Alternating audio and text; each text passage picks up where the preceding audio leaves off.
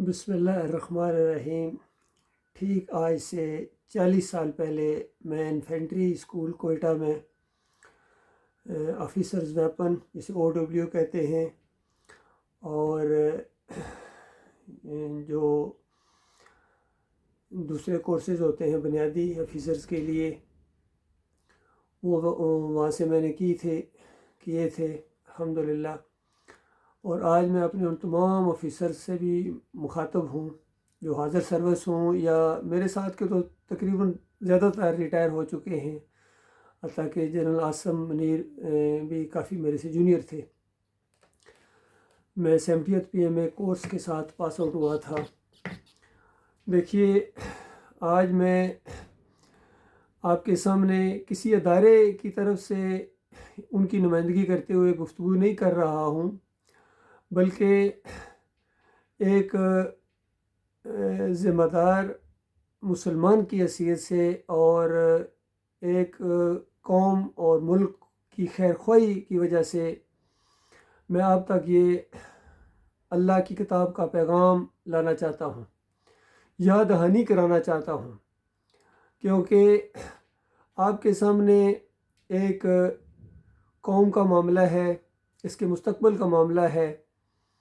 تو جب تک بنیاد ٹھیک نہ ہو، آگے جا کے کوئی فیصلہ درست نہیں ہو سکتا ہے۔ لہٰذا ایمان کو بنیاد بنایا جائے اور اسی کے اوپر اس عمارت کو، اپنے عمل کی عمارت کو کھڑا کیا جائے۔ اور بالکل صاف الفاظ کے اندر اللہ تعالیٰ نے قرآن میں یہ بات بیان کی ہے، وَمَا أُمِرُوا إِلَّا لِيَعْبُدُوا اللَّهَ مُخْلِصِينَ لَهُ الدِّينَ، کہ پچھلی قوموں کی طرف اشارہ کیا گیا کہ آج یہ فروئی معاملات میں پڑے ہوئے ہیں، آپس میں بحثیں کرتے ہیں، اور خاص کر ایمان، عقیدے، توحید کی دعوت جو ان کے سامنے اٹھی ہے، اس کی یہ مخالفت کرتے ہیں۔ حالانکہ انسانیت کی تاریخ گواہ ہے کہ پچھلی قوموں کو سوائے اس کے کوئی حکم نہیں دیا گیا تھا کہ بالکل خالص کر کے اپنے دین کو اللہ کی بندگی کریں۔ امتحان کے اندر ڈالے گئے ہیں، اور ایمان عقیدے کا امتحان ہے، تو اس انداز سے ان کو یہ یاد دہانی کرائی گئی، کیونکہ یہ آیت بتاتی ہے کہ عبادت ہو یا اطاعت، قیادت ہو یا قتال، نظم ہو یا جہاد، سب کی قبولیت کی شرط ایک ہے، اخلاص اور خالص توحید۔ اگر نیت، اطاعت اور اعتماد میں اللہ کے ساتھ کوئی اور شریک ہو جائے تو عمل ظاہری طور پر کتنا ہی مضبوط کیوں نہ ہو، اللہ کے ہاں وزن کھو دیتا ہے۔ توحید میدان عمل میں اصل فرق جو ہے نا، اس کو سمجھنے کی کوشش کیجیے۔ توحید کا مطلب صرف یہ نہیں ہے کہ بس اللہ ایک ہے جی۔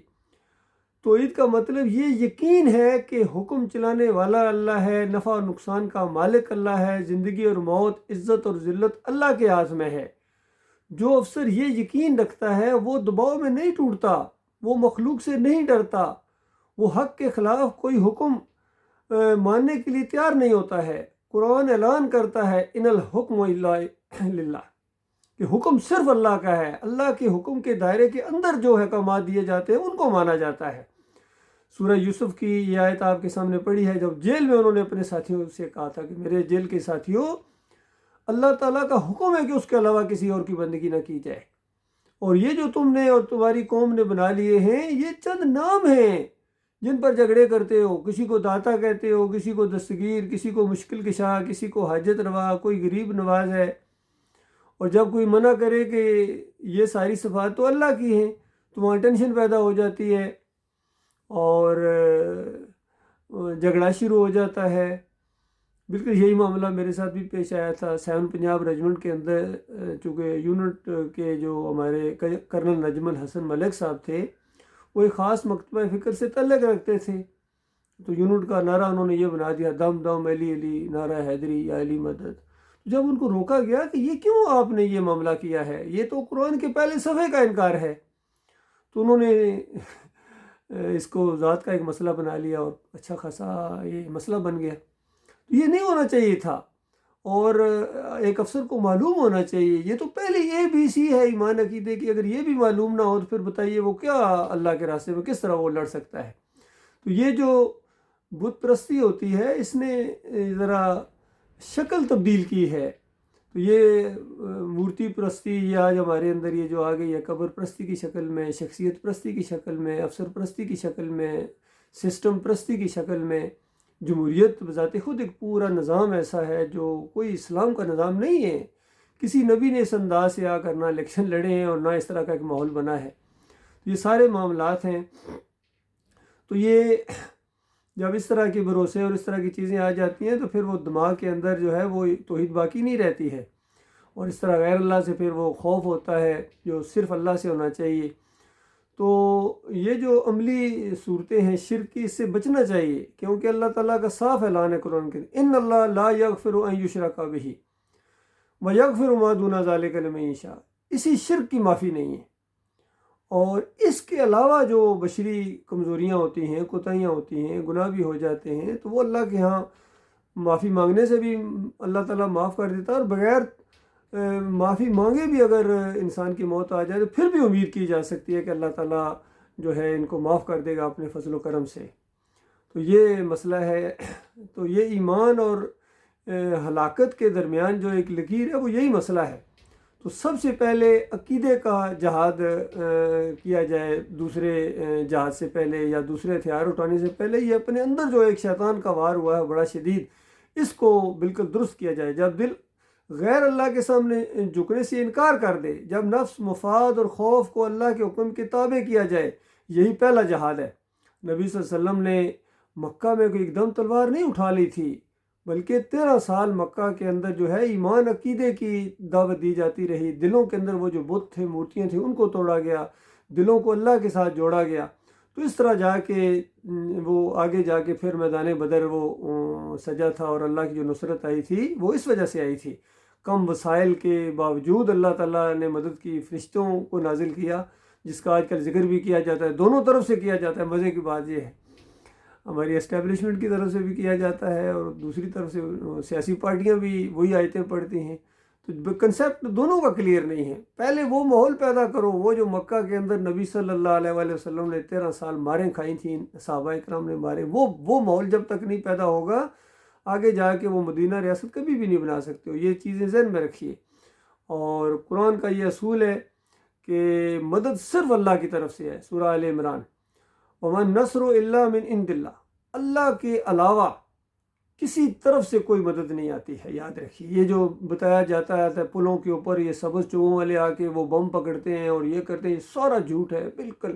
ابھی یہ چند مہینے پہلے جو اللہ تعالیٰ نے کتنی عزت دی ہے، کتنے بڑے ملک نے حملہ کیا تھا اور کس طرح انہوں نے منہ کی کھائی ہمارے فوجیوں نے اور دوسرے ایئر فورس نے مل کر کتنا زبردست مقابلہ کیا. تو یہ خالص اللہ کی ایک مدد ہے، اور اللہ تعالیٰ نے موقع دیا ہے آپ کو احساس دلانے کے لیے کہ یہ دوسرے سہارے بنائے ہوئے ہیں نا اپنے ملک کے اندر، یہ اللہ کی توہین ہے. ان سہاروں کو توڑ دینا چاہیے، ان بتوں کو، ان مورتیوں کو توڑ دینا چاہیے. یہ جو مزاروں کی شکل میں اور یہ گنبد کی شکل میں اور عرس اور میلے اور پیری مریدی اور یہ ساری چیزیں ہیں، یہ ایک افسر کو زیب نہیں دیتی ہیں خاص کر. اور عام عوام کو بھی یہ بتائیں، آپ کے اوپر ذمہ داری ہے. چھٹی جب جایا کریں گھروں کے اندر، علاقے کے اندر، چونکہ ہر دور کے اندر یہی معاملہ ہے. ہمارے اپنے علاقے کے اندر جب یہ بات مجھے سمجھ آئی اور میں وہاں گجرخان اور آگے ہمارا گاؤں اعلان چکری وکیلاں کو جب یہ بات بتائی، وہاں 5 دربار پوجے جا رہے تھے. ایک بابا صاحب سبحان کے نام سے، ایک نکروڑے والی سرکار، ایک کلیاں والی سرکار، اور پتہ نہیں اس طرح کی چڑھا والی سرکار. جب ان کو بتایا کہ یہ ہڈیاں ہیں، خاک ہے، یہ تمہارے نفع نقصان کے مالک نہیں ہے، تو پورا علاقہ اس طرح امڑ کے سامنے آ گیا جس طرح وہ کسی نے مکھیوں کے چھتے میں، شہد کی مکھیوں کے چھتے میں ہاتھ ڈال دیا ہو. اس طرح آئے ہیں قریبی رشتہ دار، اندازہ لگائیے، اور بڑے بڑے پڑھے لکھے لوگ تھے، انہوں نے ایکا کر لیا ہے. بہت چند لوگوں نے اس ایمان خالص کو سمجھا ہے، اور باقی ایک عظیم اکثریت پورے علاقے کے نے ایکا کر کے اتنا وہ کچھ کر دیا کہ میں آپ کو کیا بتاؤں، وہ ایک علیحدہ سٹوری ہے.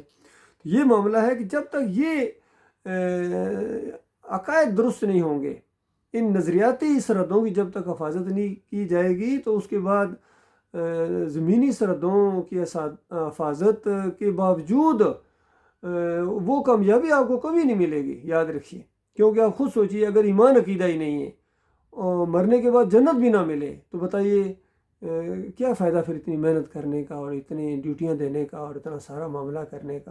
جنت ہی کے لیے تو سب کچھ ہونا چاہیے. تو یہ ایمان عقیدے کو درست کیے بغیر نہیں مل سکتی، یاد رکھیے۔